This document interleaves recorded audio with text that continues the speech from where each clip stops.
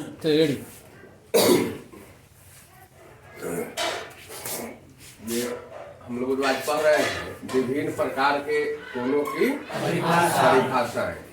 तो कल के क्लास में हम लोग 13 प्रकार के कोण के बारे में जान रहे हैं। जैसे जैसे आप आगे बढ़ते जाइएगा, आगे की क्लास में जाइएगा, तो इस कोण का प्रकार जो है वो बदलते चला जाएगा। फिर नया प्रकार के कोण पढ़िएगा, फिर उसकी बनावट बदल जाएगा, फिर उसके बारे में कुछ जानकारियां बदल जाएगी। तो अभी आप छोटे हैं तो छोटे क्लास के बारे में जानते हैं, और इतनी ही ज्ञान इतना ही ज्ञान आपके लिए काफी है। लेकिन जब उच्च क्लास में जाइएगा तो आपको अधिक ज्ञान की जरूरत पड़ेगी। कुछ बच्चे थोड़ा सा सीख लेते हैं तो समझते हैं कि हम बहुत सीख लिए और हमको सीखने की जरूरत नहीं है। अब सीखने की कोई जरूरत नहीं है, बहुत पढ़ लिए, और जहां तहां बहस करना शुरू कर देगा। ये जानता है, वो जानता है, हम इतना जानते हैं, हम उतना जानते हैं, जानता कुछ नहीं, और बहस अधिक होती है। एक उदाहरण समझते हैं कि एक लड़का जो था बचपन में क ख ग घ से लेकर आज 6 ज्ञान तक सीख लिया। क ख ग घ से लेकर आज 6 ज्ञान तक सीख लिया। स्कूल जाता था, कहाँ से सीखा, कहाँ तक? क से लेकर और ज्ञ तक की मात्रा वह सीख लिया। और इतना सीखने के बाद तब सोच रहा है कि अब तो हम बहुत पढ़ गए, पूरा पढ़ गए, बाकी कथी रह गया, अब तो हम सब कुछ लिख सकते हैं।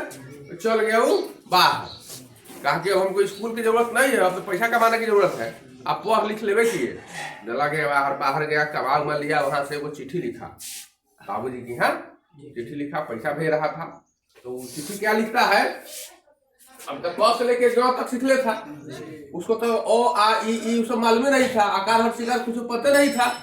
तब सोच रहा है कि ये पुजवर पिताजी लिखाता है, तो अब लिखता है, अब पूछ के तो मालूम नहीं ना था उसको, वो तो खाली प पढ़ ले था, निर्भुकार तो पढ़ले नहीं था, आकार हर शिकार पढ़ा था ना पढ़ता। तो वो लिखता था पजवर पतज,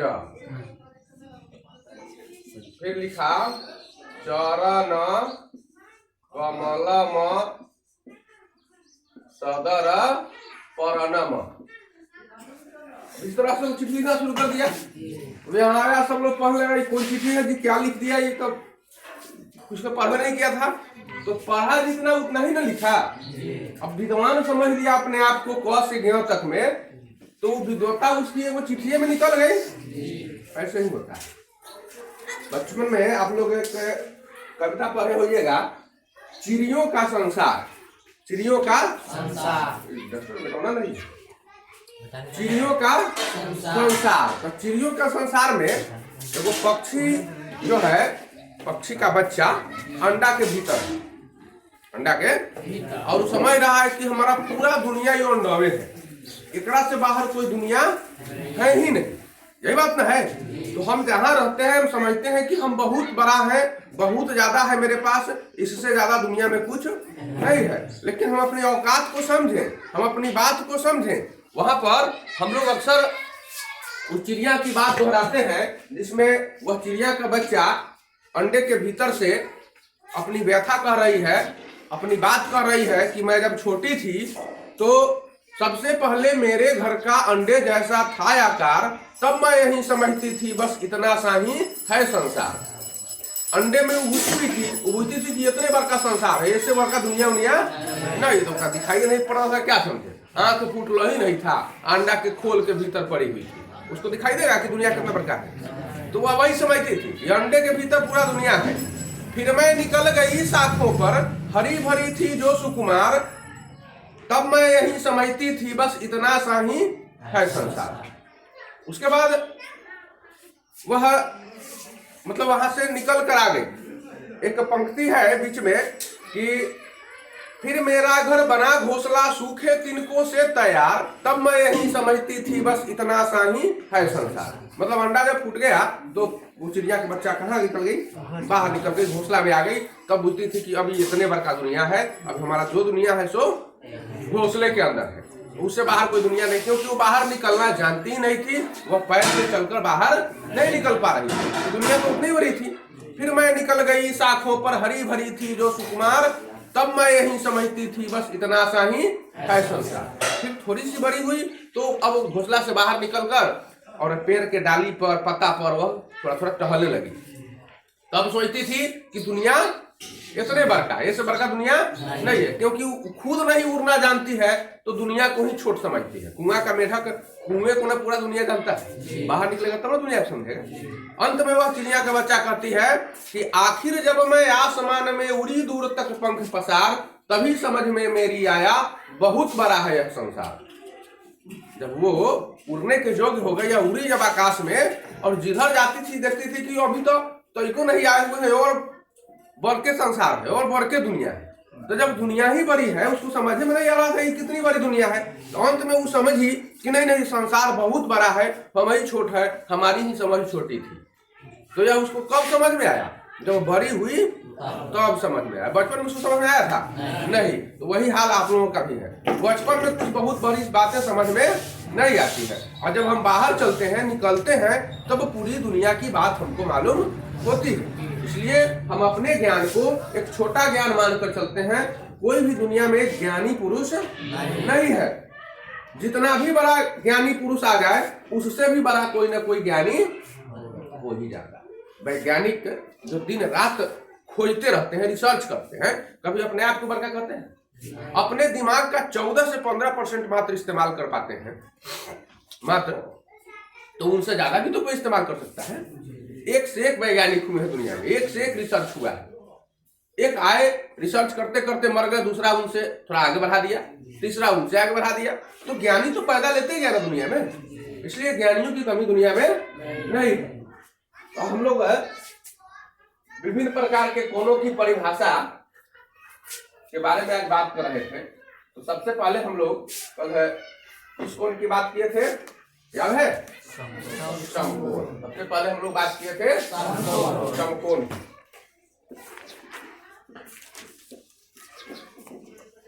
समकोण, समकोण देखिए, एक रेखाखंड हो या फिर किरण हो। ये एक रेखाखंड है, रेखाखंड बनाते हैं, और एक रेखाखंड जो सीधी रेखा है ऊपर से आई हुई, ये रेखाखंड है जिसको हम बी कहते हैं। ओ से एक रेखाखंड ओ ए और दूसरी रेखाखंड है ओ बी। एक सीधा, जैसे पेड़ धरती पर कैसे खड़ा होता है, सीधा। खंभा गाड़ते हैं आप घर बनाने के लिए, तो उसको झुका देते हैं क्या? टेढ़ा होता है खंभा, तो अलग से कोई कहता है कि खंभा टेढ़ा है। फिर हम लोग क्या करते हैं, उसको सीधा करते हैं और खंती से या फिर दूसरे लाठी से उसको मोड़ देते हैं, मतलब सीधा करते हैं, एकदम सीधा खड़ा होना चाहिए। तो जब कोई चीज सीधा खड़ा हो जाए तो धरती तो सपाट है ना, बराबर है, समतल है। तो इस समतल भूमि से या कोई समतल चीज से जब हम सीधा खड़ा होते हैं तो हमारा जो कोण बनता है वह 90 डिग्री का बनता है। इसको लंब कहते हैं। हम इस पर लंबवत खड़े हैं, और जब लंबवत खड़े हैं तो हमारा कोण इस धरती के साथ कितना डिग्री का है? 90 डिग्री का। पेड़ के साथ धरती का कोण कितना डिग्री का है? दीवार के साथ धरती का कोण कितना डिग्री का? 90 डिग्री। पोल के साथ धरती का कोण कितना डिग्री? 90 डिग्री का। अब पेड़ कोई टेढ़ रहे, झुक रहा है, आनी बिहार में तो बात अलग है, लेकिन पेड़ झुका हुआ नहीं ना पैदा लेता है। पेड़ जब जमता है तो कैसा होता है? सीधा खड़ा होता है। तो सीधा से धरती का जो कोण होता है वो हमेशा 90 डिग्री का होता है, लंबवत होता है, और 90 डिग्री के कोण को हम लोग समकोण कहते हैं। तो यहाँ कहेंगे कि 90 डिग्री के कोण को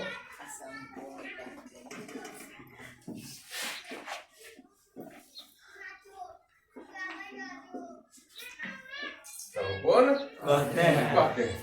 जो कोण 90 डिग्री का होगा उसी को हम लोग समकोण कहेंगे। समकोण, सम माने बराबर, कोण तो बराबर कोण, इसका अर्थ नहीं निकलेगा। इसको अगर हम तोड़ करवा से निकालना शुरू करें, समकोण यानी बराबर कोण, तो ये कोई माने नहीं हुआ। समकोण का मतलब 90 डिग्री के कोण को कहा ही जाता है, बस यही जानना है हमको। समकोण 90 डिग्री के कोण को कहा जाता है। तो 90 डिग्री से जो कम होगा उसको तो कम का कोण कहेंगे, न्यून कोण कहते हैं। न्यून माने कम। तो 90 डिग्री से कम का जो कोण होता है उसको कहते हैं न्यून कोण। और 90 डिग्री से ज्यादा का जो कोण होता है, लेकिन कितना ज्यादा, 90 डिग्री से कितना ज्यादा, तो 90 डिग्री से ज्यादा जरूर हो लेकिन 180 डिग्री से ज्यादा नहीं। 180 डिग्री के अंदर में होना चाहिए। 90 डिग्री से 180 डिग्री के जो बीच का कोण होता है उसको कहते हैं अधिक कोण।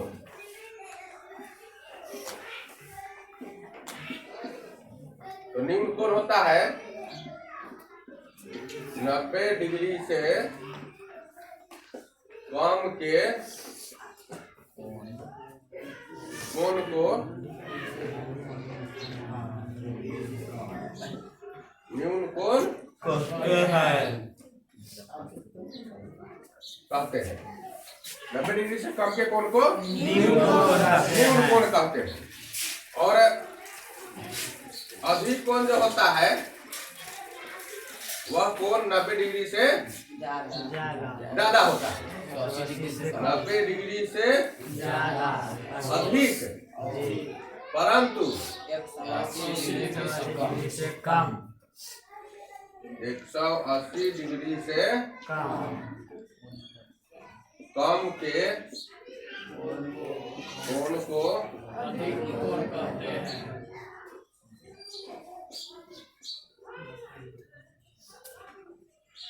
दिखाई दे रहा है जी। 180 डिग्री से कम, 90 डिग्री से अधिक हो परंतु 180 डिग्री से कम, तो उसको कहते हैं अधिक कोण। अब 90 डिग्री तो समकोण का हो गया। न्यून कोण जो होता है ना, अब ऐसे कमे ना होगा जी, तो यहाँ जो झुकाव होगा, ये जो किरण, ये जो रेखाखंड खड़ी है, चाहे किरण भी हो सकती है, तो इसका झुकाव जो होगा कम की ओर होगा कि ज्यादा की ओर? कम की ओर, मतलब अंदर की ओर होगा। तो इधर जो नीचे वाली रेखा है, ये बेस लाइन कहते हैं इसको, आधार रेखा, तो इस आधार रेखा की तरफ इसका झुकाव होना चाहिए। तो इसको हम लोग ऐसे कह सकते हैं, ओ यहाँ ए और यहाँ बी। अब तो ये कम दिखाई दे रहा है ना जी। या ऐसे अगर होता काल्पनिक रेखा तो 90 का होता लमसम, लेकिन इससे झुका हुआ है। और अधिक कोण जो होना चाहिए वह इधर की ओर झुकेगा, उधर की ओर, इधर की ओर झुकना चाहिए, इस दिशा में, मतलब कुछ ज्यादा फैलना चाहिए। तो यहाँ पर इधर की ओर है और ये इधर की ओर। अब ये लग रहा है कि 180 से कम का है और 90 से ज्यादा का है। ये कोण जो है, ये कोण कौन सा कोण होगा? अधिक कोण। न समकोण को हम लोग ऐसे यहाँ पर वर्ग जैसा बना देते हैं, चौकोर। तो इसको समझ लेते हैं कि कितना डिग्री का है? 90 डिग्री। बाकी सभी कोणों के परिमाण को हम लोग थीटा से करते हैं। तो ये अधिक कोण हो गया। इसके बाद है एक ऋजु कोण। इसके बाद होता है ऋजु कोण, शून्य कोण। चलिए शून्य कोण भी पहले जान लीजिए। शून्य कोण, तो शून्य कोण का मतलब 0 डिग्री का कोण। शून्य कोण का मतलब 0 डिग्री का कोण।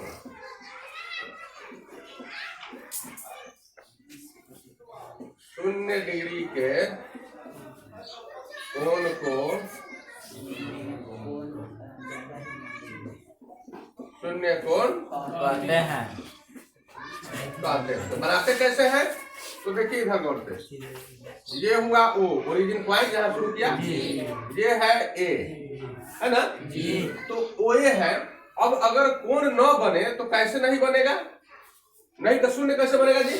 तो ऊपर मुझे था, ये ऊपर की ओर था, देखा रेखा खंड, ये तो ये 90 का कोण बना जी। और यह अगर झुकते झुकते यही रेखा पर गिर जाए, याद है मैंने एक बार बताया था आप लोग, तो ये झुकते झुकते इसी रेखा पर गिर जाए, अर्थात ये बी ऊपर ना होकर यही बिंदु ए भी हो जाए, बी भी हो जाए।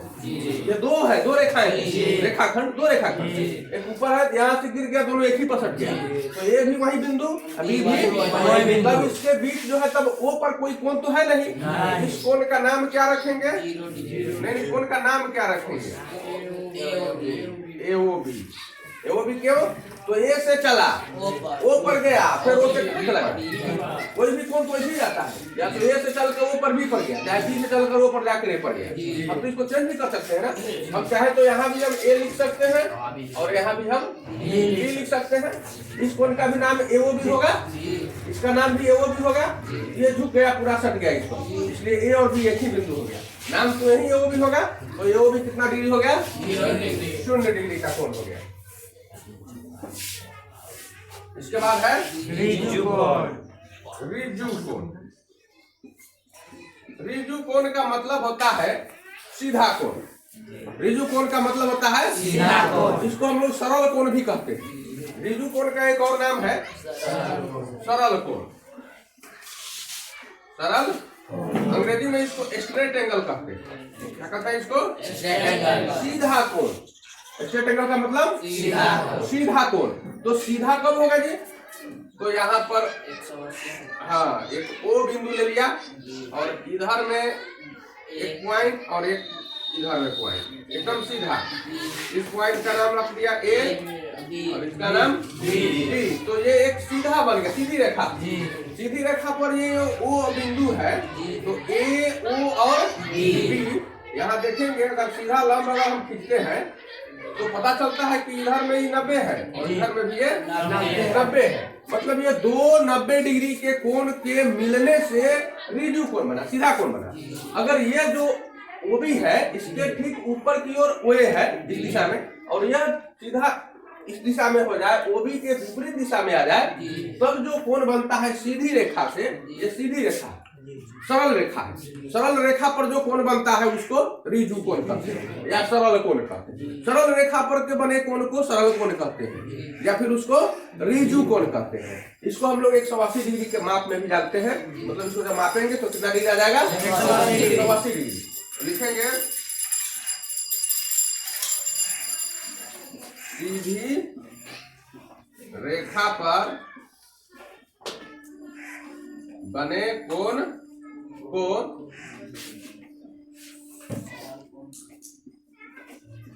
सरल कोण या रिजु कोण कहते हैं। हो गया?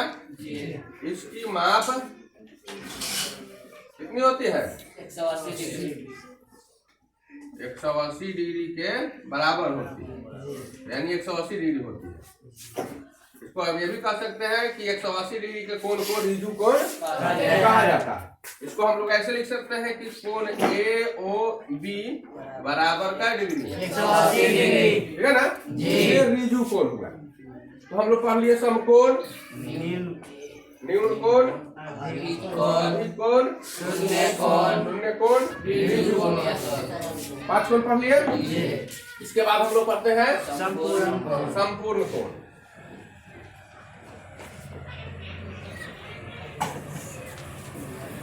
संपूर्ण कोण, ये एक बिंदु लिया, एक बिंदु, और ठीक उसी तरह से यहां से ए ओ बी पर, तो एओ बी ये एक सरल रेखा है और इस सरल रेखा पर वो एक बिंदु है जहां पर इस दिशा में अगर हम चलते हैं ऐसे ए से चलकर बी की ओर या फिर बी से चलकर ए की ओर, तो इधर घूमिए चाहे इधर घूमिए, घड़ी के दिशा में चलिए, घड़ी के सुई के दिशा में या फिर उसके विपरीत दिशा में। लेकिन कोण जो अक्सर बनता है ना वो घड़ी के सुई के विपरीत दिशा में चलता है।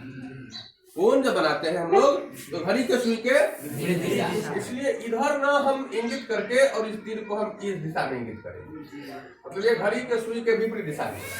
और फिर यहाँ से घूमकर फिर ये पहुंच गई यहाँ अच्छा समझिए, यहाँ से चला और घूमते घूमते इस पर पहुंचा, यानी बी ओ बी रेखाखंड पर से चला और घूमकर पहुंच गया ओ ए रेखाखंड पर।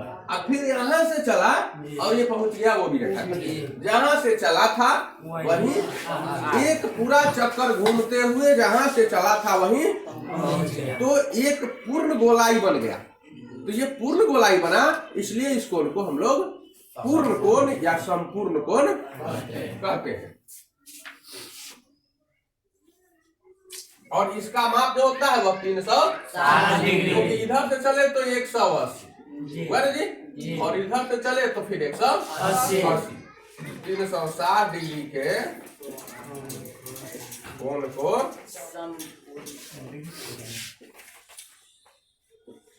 संपूर्ण कोण कहा जाता है।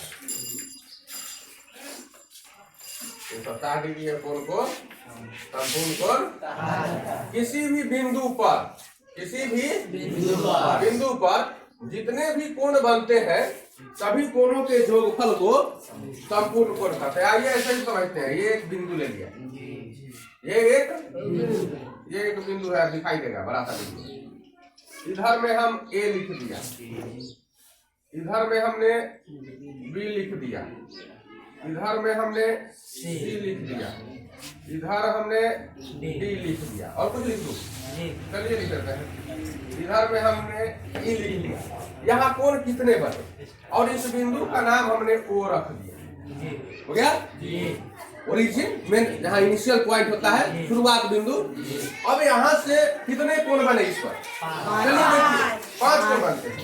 AOB एक कोण ये बना हमारा, हो गया?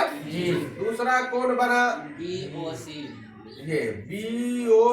B से शुरू किया, O पर गया और C पर चला गया। फिर तीसरा कोण ये बनता है COD, starting point, turning point, हो गया? एक और कोण बना यहाँ पर DOE और एक कोण यहाँ और बना EOA। 5 कोण बना, 5 नहीं 50 कोण भी बनेंगे अगर, तो भी सभी कोणों को जोड़ेंगे तो 360 डिग्री ही आएगा। किसी भी बिंदु पर बने समस्त कोणों का जोगफल 360 डिग्री होता है।